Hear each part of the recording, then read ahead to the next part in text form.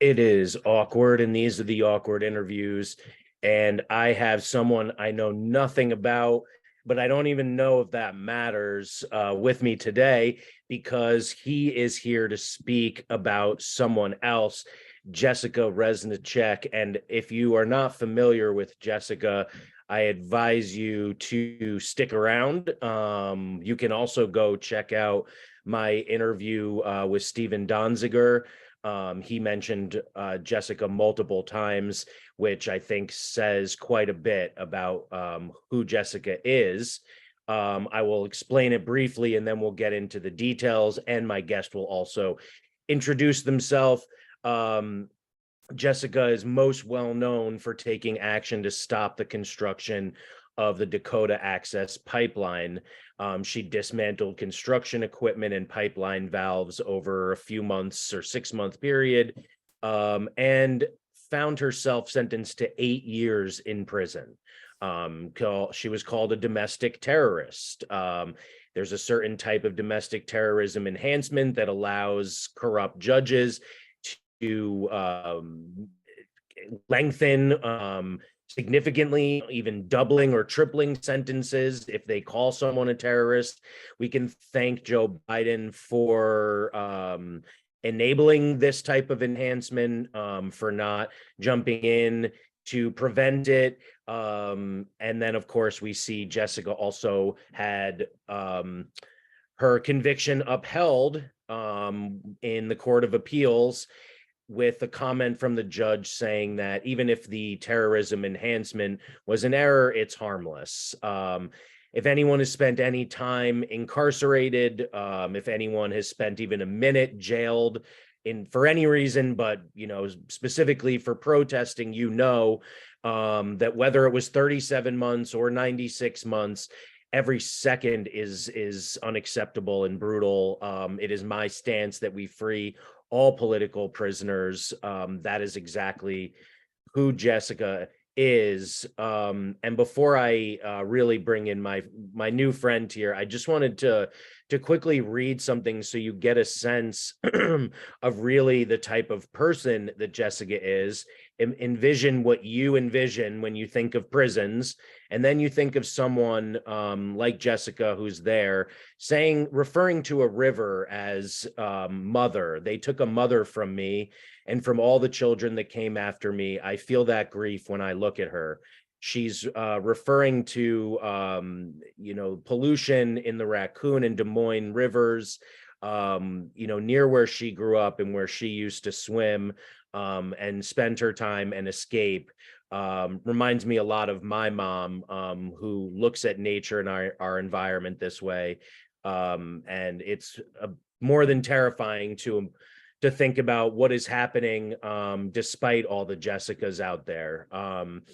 So thank you so much for joining me. Tell us who you are, tell us why you're here today, and then we'll get going. Yeah, thanks for having me, and thank you for bringing that Jessica quote in. That was a very grounding way to start the interview, and I appreciate that. So my name's Alex, and I'm a climate justice organizer. Been organizing around the climate and environmental justice for maybe 8 or 9 years now. I'm here because I'm a friend of Jessica. I met Jessica during the Dakota Access Pipeline fight. Before she took the acts that we're here to talk about today, she was very involved in community organizing in the town of Lee County, Iowa, and mobilizing people to kind of do civil disobedience and direct action in March. And so that's where I met her, with hundreds of other people who would pass through this town and work with locals to kind of fight the Dakota Access Pipeline. And yeah, so I'm also now a part of the campaign to free her. Right, which we, obviously you never would have envisioned or hoped for when you met her. And so thank you for joining me. Speak a little louder if you don't mind. I can't really tell if what I'm hearing is what they're going to hear, but just in case, you seem like a much gentler person than me. I'm like, people need to shut me up and quiet me down, but if you don't mind, yell for me. Thanks, man. Or actually, how do you refer to yourself? They, them, she, He, him. he, him. Okay. All right. So moving on.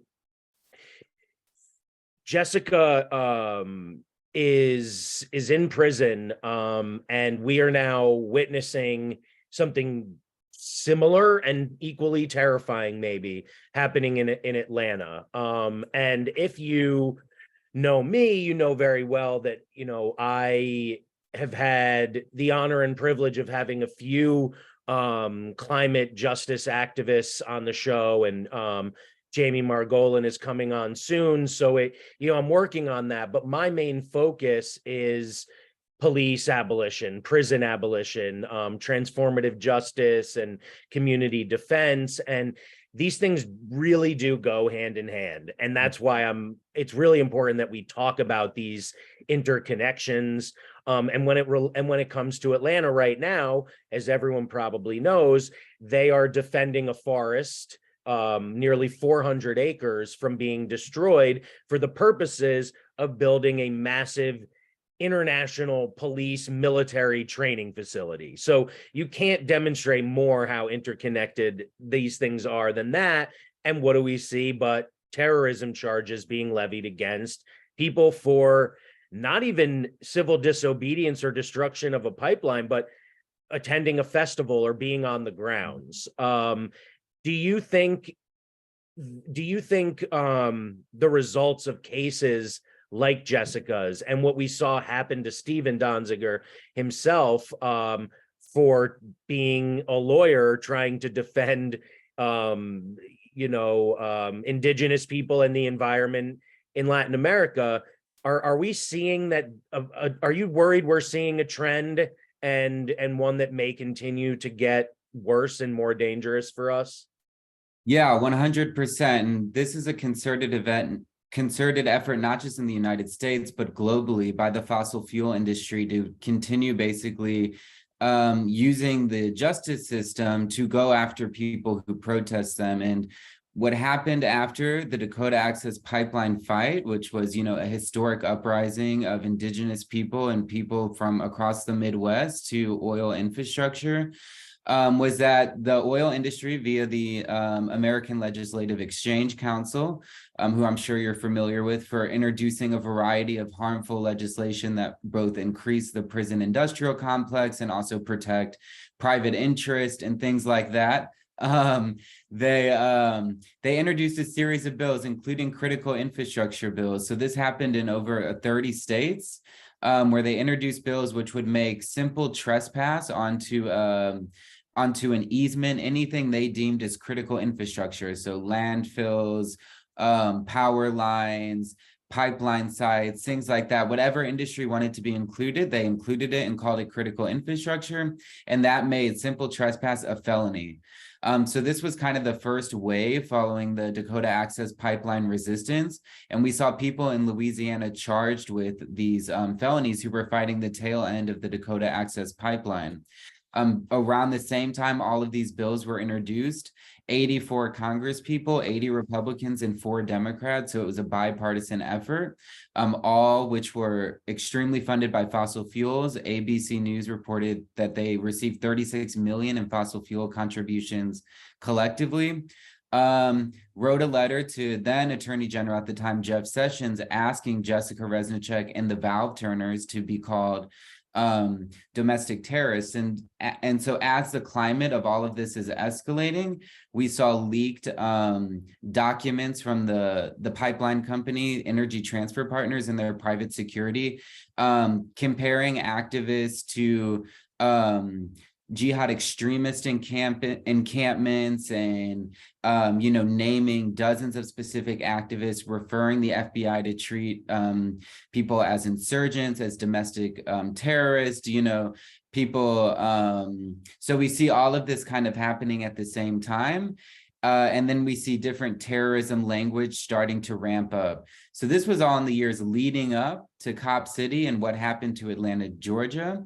And when Jessica was actually sentenced with the domestic terrorism enhancement, which we did not think would happen, including her legal team. So we didn't really have a support team in place because Jessica is a Catholic worker and she had planned, she owned up to what she did and in a press conference, and she planned to maybe serve some time or, get a little amount of time. And but when the terrorism enhancement was applied after her sentencing, that was when everyone kind of stopped and said, whoa, this is much bigger than Jessica. We have to, get involved to fight this legal precedent. And we started saying, what happens to Jessica happens to everyone. And when we saw what happened in Atlanta was kind of one of those moments where you stop and you say, it really sucks when you're an activist and you're right about these things.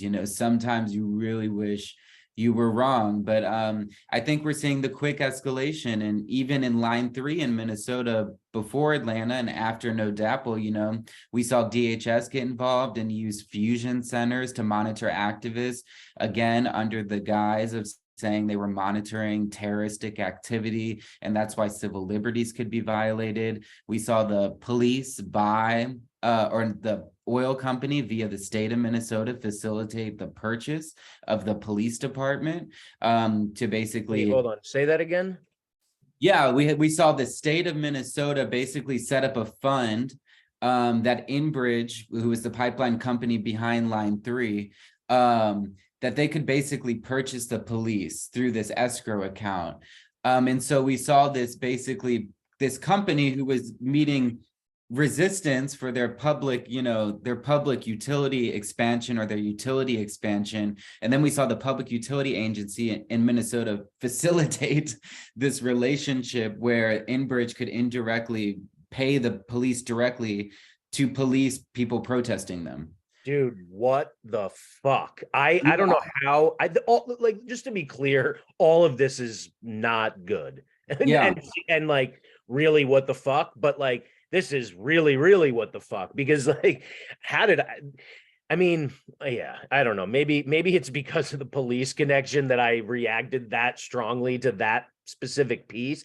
But it's all, and like, and I talk a lot about bought politicians and the money that goes to politicians going to police foundations and all of they're all in bed with each other. But you're telling me they literally like are paying a police department to police, like to basically be a private security company for this, utility company. That's amazing. I'm sorry to cut you off.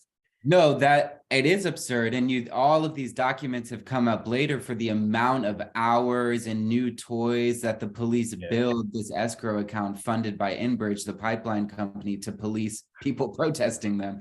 Yeah. Because it's not enough. Like, they don't have enough military weaponry that are just handed to them by the Pentagon and everyone else. They got to use that extra money too.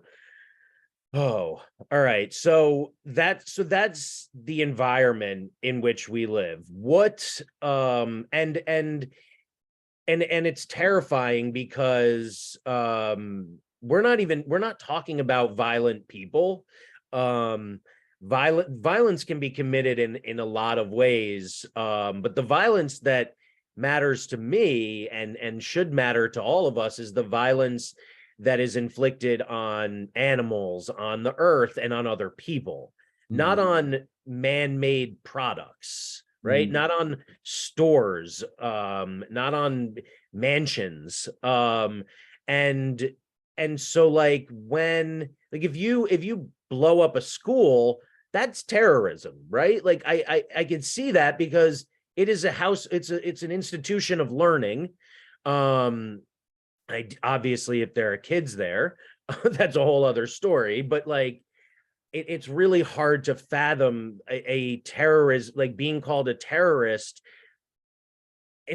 for being peaceful. I mean, you're like, I don't even consider, like, just because an act is physical doesn't mean it's violent. So what Jessica did wasn't violent. It was a physical act, but it was non-violent. Right? Do you know what I mean? Yeah, and I think it's important too to like remember and for people to think about is Jessica comes from the Catholic worker tradition, right? And Catholic workers both take a vow of poverty and a vow of nonviolence. And this is not just nonviolence to a commitment to nonviolence in organizing, it's a commitment to nonviolence in their everyday life. Yeah. Um, and so, and it's so contemplated and so talked about the way that they are disciplined in the way of living nonviolence. You know, Jessica signed all of her emails, "Peace be the journey." You know, she is such a like peaceful Right. and nonviolent person, not just in her activism, but also in taking care of the unhoused people who lived in her Des Moines Catholic worker community and cooking meals for them and distributing, you know, food. Not only was she nonviolent in how she behaved, but she was countering violence in her Yeah. everyday life. And yeah, I couldn't be further from the truth that, you know, Jessica is this violent person and someone who Yeah. has contemplated what that means more than anyone who put this label on her. Yep. Yeah. Yeah. Like, and in a way, it's almost, and obviously I don't mean it like no one, I think it's rare that someone wants to be a martyr, right? In in any way, whether you're killed or caged or disappeared, you know, no one probably really asks for what that is because that's rough, right? However, it's probably really good for the larger movement that Jessica is this symbol of the movement and of what is happening to nonviolent climate justice and, you know, activists and water protectors and such because of who she is. If Mhm. I were the symbol, it'd be harder to buy the idea because I look scary and I used to fight people. So like she and I are very different, right? And like she really, like, she's the last person on earth that should be labeled a terrorist, and I can't even fathom what it's like for her. So why don't we, if you have knowledge of it, tell Mhm. us what it's like for her right now. What is she going through now that she has been labeled this and essentially has been disappeared? Yeah, so you know, prison is always a horrible place to be, but under COVID, it was really hard. Things, you know, even though in the United States, the rest of society has moved on from COVID, including the government, in prisons, they're pretending or, you know, acting very differently than how they treat the rest of society. So that is still very strict and been difficult. You know, all of her communications are completely monitored. What makes it through or what doesn't is completely arbitrary. She's starting to kind of, it's been almost 2 years now that she's been in. And she's just trying to kind of go day by day and get readjusted to that process of being in there. And we're starting to get more regular visitors going to see her. But, you know, her spirits are high and she's still, when people have visited her, she is still laughing and is still, you know, Jessica has great jokes and she's always laughing. And she was still telling them and kind of, you know, still had that inner joy and peace. Yeah. I'm really glad to hear that. Because, and again, it's a testament to who she is, again, you know, her nature. Anything can happen when you end up in a place like that. You know, I fortunately was never incarcerated. Um, and but I also fortunately had the opportunity of spending a lot of time in a maximum security prison in a different capacity, obviously not as a corrections officer, if that wasn't clear. Basically when, and like I would talk to incarcerated people about organizing outside. They would talk about like what's going on inside. It only lasted so long because, needless to say, the prison didn't like me very much. And it was and so I bring this up just to say that it's terrifying when you're there for 5 minutes. It's terrifying when you need to use the bathroom and they intentionally send you in the wrong direction because they want you to get the shit beaten out of you or whatever. Like it's not a fun place. I'm really glad that, you know, it is a demoralizing place. That was really my point. It is a place that beats you down. You have very little control over your everyday movements, over who you can talk to and when you can talk to. And like you said, even the letters, like some arbitrarily get held, some don't. She doesn't know even who's trying to reach out to her necessarily, that's never gotten through, right? And yet she's telling jokes. It's an amazing thing. And I really hope that she doesn't have to complete her full sentence. Obviously, and that's the work that you guys are, I would assume, very focused on. So can you tell me more about that effort, and if you're hopeful, if you're seeing progress? Yeah, so our campaign is focused on two things. One is getting Jess out as quickly as possible, and the second is kind of making these connections to the global criminalization of dissent that is happening and trying to reverse this precedent. So in terms of getting Jessica out, as you mentioned in the intro, we filed an appeal, and 3 judges who were all Trump-appointed judges in the 8th Circuit Court of Appeals basically ruled, that even if the terrorism enhancement was misapplied, it was harmless, which is it's just an absurd thing. Yeah, a claim that it's harmless for the United States government to call you a terrorist, which is little evidence to state that that's true. But so there we have like a few legal options left, and that's either asking the whole Eighth Circuit for an en banc hearing to basically rule on what their peers decided, or go to the Supreme Court, or seek presidential clemency. So we're moving forward with presidential clemency.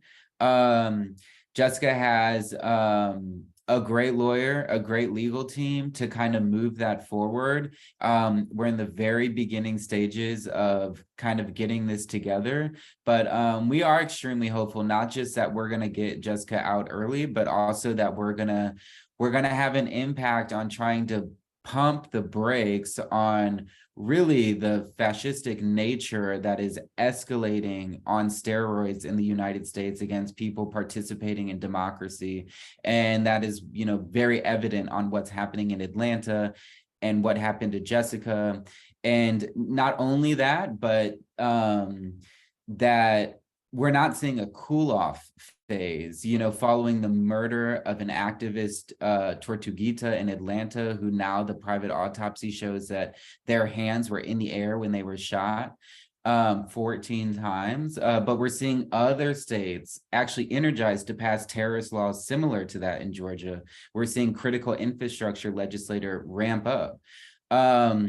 And so we are both hopeful, even during these terrifying times, that people are kind of waking up to the absurdity of this. And as the United States government, global governments in different states and counties continue to respond in such a way, they only awaken more people to kind of fight this precedent. And I think we're seeing a unification of many different people that hasn't been seen before. And I think we're seeing a unification of frontline activists and nonprofit institutions all coming out to say that this is not okay. Despite the Georgia Democrat politicians remaining silent on the murder of an activist in their state with their hands in the air, and all 42 people being charged with domestic terrorism for trespassing. You saw, from the Sierra Club to 350 to frontline groups all signed the same statement saying Cop City has to end and drop the terrorism charges and don't let any other RICO charges come out, against people. So even if the politicians aren't speaking out, I think that the movement for the first time is united in a way that is also unprecedented. Interesting. And really, that last bit I loved. Absolutely. Makes me think of the anti-globalization protests from before you were born, probably. I'm dating myself. That's where I got my start. And then it reminds me of Occupy. And I know that Jessica was involved in Occupy too. And it also feels like like progress beyond those times too. It seems like, to your point, more and more people are opening their eyes, and a lot of people who are younger may feel with Jessica's arrest, even like a bit of hopelessness for a time. With Tortuguita's murder, that it's beyond a feeling of hopelessness for a time. But the older generations can always remind us that this has gone on forever. And progress, unfortunately, is not always speedy. But and we can look at 2020 and the George Floyd era protests and acknowledge that police spending went up as a result. But we can also look at all of the community groups that have built community defense infrastructure, who are doing mutual aid, who are having like book clubs about abolition and changing the way they treat their neighbors. All of this is progress, and the same can be said for defending our earth. And I agree. When Jessica is released, that will make a big statement. It would not that I give a shit, but it would positively impact Biden's terrible historical record. Right? Like he's been bad in many ways that my late mother would roll over in her grave about. It's very clear now that Democrats and Republicans are one and the same in 99.9% of the ways. But whereas you'd never get Trump to pardon Jessica, maybe you can get Biden. And if not, maybe you get Marianne Williamson or something, right? I mean, it goes without saying that Jessica being in prison is crazy.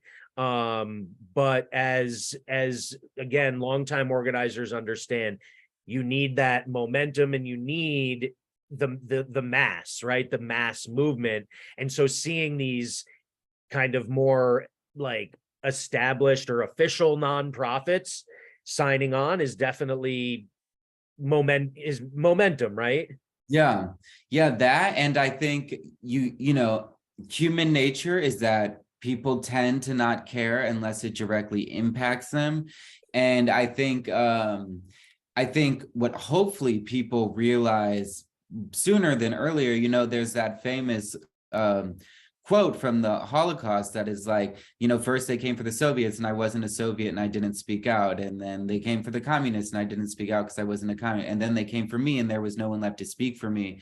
And what we were talking about is, I don't know if you saw, but in East Palestine, Ohio, with the train derailment, the Department of Homeland Security and the Ohio police released a memo after Erin Barakovich hosted a public meeting to file a lawsuit warning that she might incite or could be associated with or become a special interest terrorist.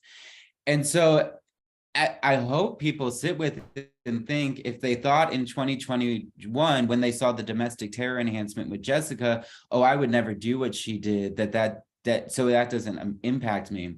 And then when they saw with Atlanta and they said, well, I will never sit in a tree, that will never impact me, or I will never trespass, so that will never impact me. I hope they think now, well, would I ever attend a public meeting after my community was poisoned to take legal action, the action that the system has designed for you to take? Because it's very clear at this point that what happens to Jessica happens to all of us, and what happens in Atlanta happens to all of us.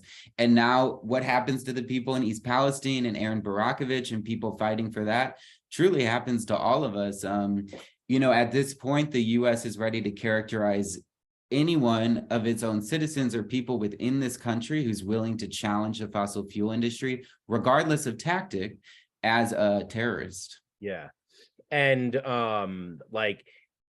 just go watch her movie, right? I mean, like, if you haven't seen her movie, I don't know. Like, she is a revolutionary. I don't want to shit on her at all. Like what she did was incredible. It's just she was Hollywoodized. She was, she was commercialized, and it's not her fault. This is not at all an attack on her. It's what I'm talking about is perspective.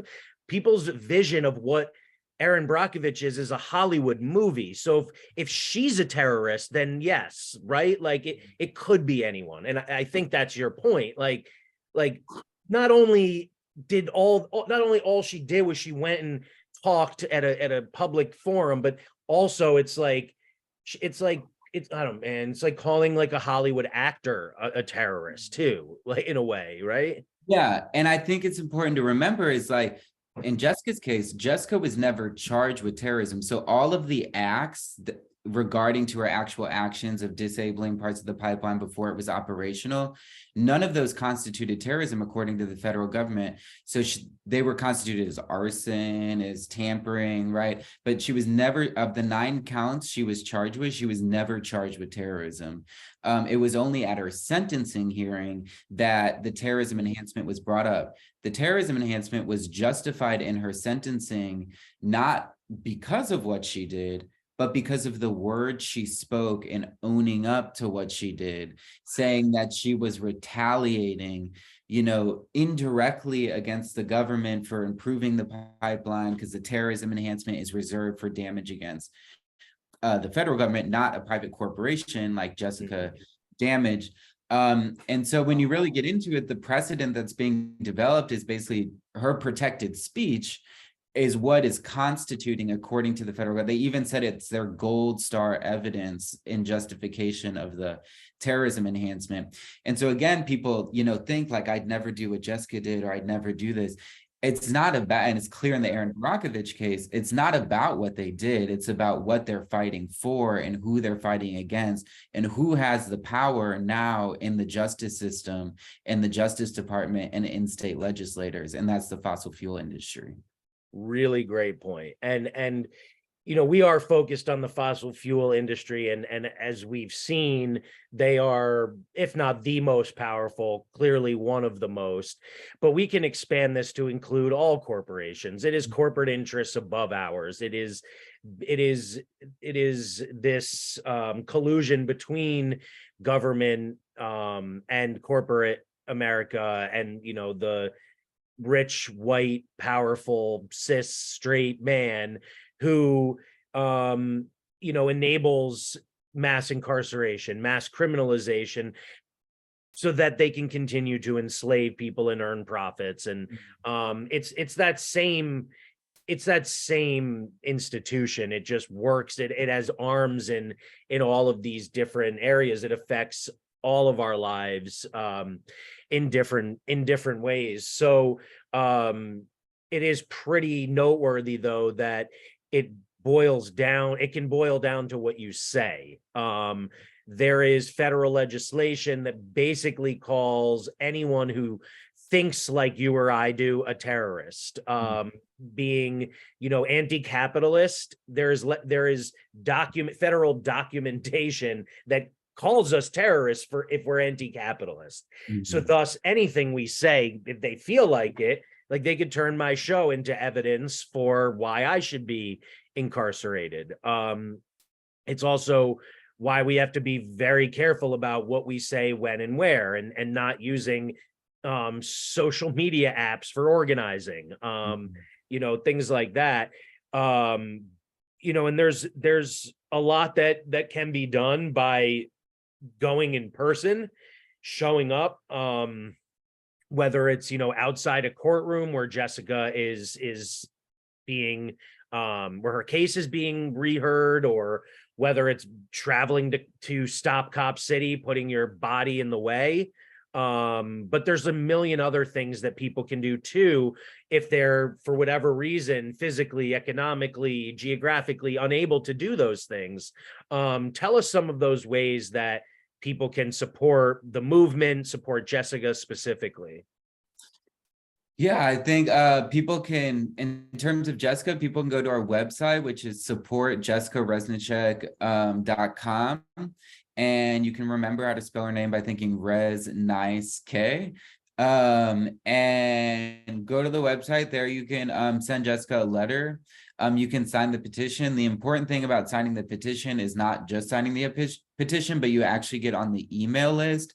And that email list is how we're going to organize going forward in terms of the clemency campaign. And if we need people regionally to kind of write to their congressperson or something like that. So I know a lot of people may not be into petitions, and I get it, but it's bigger than just the petition. So sign that to get on the email list. And kind of stay in tune, because like I said, we're preparing for this clemency campaign. And so when that starts and gets going, we're gonna need your help. Another thing we have coming up, which I think would be good for folks that hear this to come attend, is we're actually having an international webinar on April 4th. And it will be on our website. And again, if you sign the petition, you'll get an email about it. But that's going to host people from the Philippines, Palestine, Atlanta, Georgia, our campaign, Germany, and Latin America. And it's going to talk about this global criminalization of dissent that we're seeing. And it's going, the people from these places that are going to speak about these things are going to have ways to kind of plug into their struggle to unify these fights, which is basically a human rights struggle, which, should go hand in hand with political movements that are being repressed. And so that's kind of our little niche in this broader movement right now, is really trying to make those connections and get people involved in fighting this repression against social and political movements. That's awesome. And it's so important. And they are, as we kind of kicked off our conversation talking about, they are just all so interconnected. We can't talk about the environment in the United States and pollution and construction and without talking about gentrification and racism. All the prisons and jails are built on polluted sites, and needless to say, when they're looking for a location for fracking, they look for a location with poor people. You have Flint and Jackson with no drinking water. There's a reason those cities are the cities that happened in, and it's not New York City, or Hollywood, right? Mm-hmm. So anything that, I don't know how often you have the opportunity to speak with Jessica, but do you have any anecdotes or anything you can share, any message that she might have for those of us in this struggle right now who are trying to keep her name alive and do, and keep this fight in her honor? Yeah. Before she went to prison almost 2 years ago now, she wore the t-shirt almost every day, which was, "You can jail the resistor, but not the resistance." And when she went into jail, she kind of went into a moment of contemplation, like, transforming into this place that she would be, and communication was kind of cut off. But I think she knew that she would need that for her own spiritual health and mental health, that time of parting. I think she wore that shirt every day to kind of leave that parting message with us. And one other thing, since and she continuously shares her, appreciation and gratitude for everyone that writes her and everything everyone is doing to keep her story alive. And she also shares our hope and inspiration for the clemency campaign that is upcoming, and her faith in the legal team who's going to be working on it.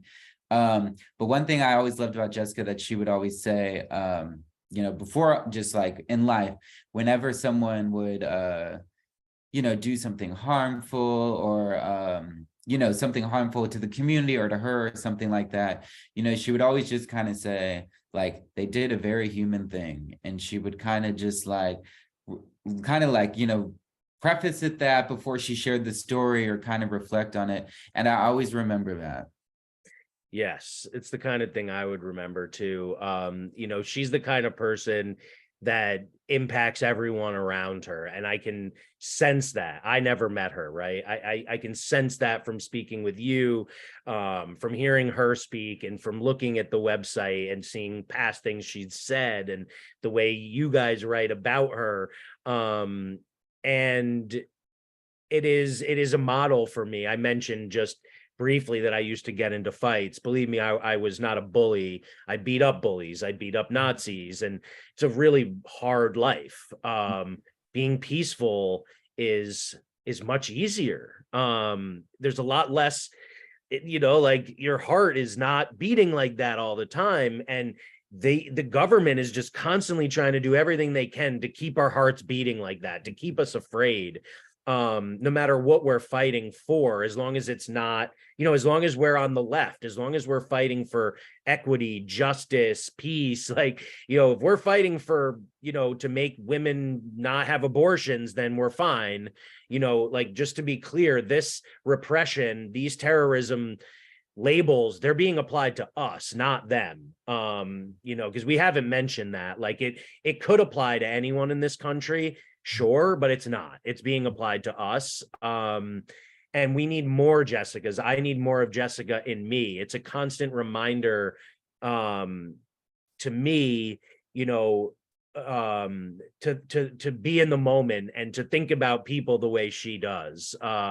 It's not easy. It seems intuitive. It seems instinctual, natural for her. A lot of us have to work at it because we are people. And that's integral to the transformative justice work that I'm such a proponent of, is understanding that none of us are our biggest mistakes. And I would say that in many cases, our biggest mistakes are kind of forgiven. If you are a person who is marginalized in some way, a person who's been criminalized already, your biggest mistake turns you into a criminal and puts you into prison. In Jessica's case, she didn't make a mistake at all. She did something that was right and that benefits humanity and ended up here anyway. So, I think the message is clear, that the fight must continue for people like Jessica, but also obviously for what Jessica was fighting for. Is there anything else that, we haven't touched on that, that you think people need to know about Jessica, about, what the fossil fuel companies specifically are still trying to do in this country?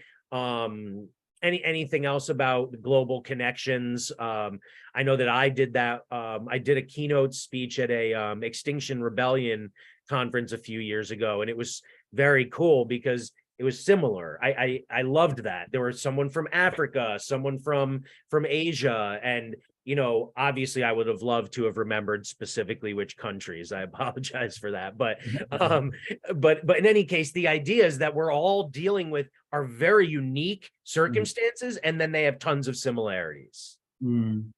Yeah, just exactly. I think it's just really important that we continue to make these connections and unify on a global scale, because the fossil fuel industry and these corporations are multinational corporations. They don't believe in borders. They only believe in borders to stop the flow of poor people following natural migration patterns, but they are a borderless society who, operates all over the world and is, institutes these policies. And for instance, if Steven Donziger wins a settlement in Ecuador, they'll come get him in his hometown or his home country in the United States.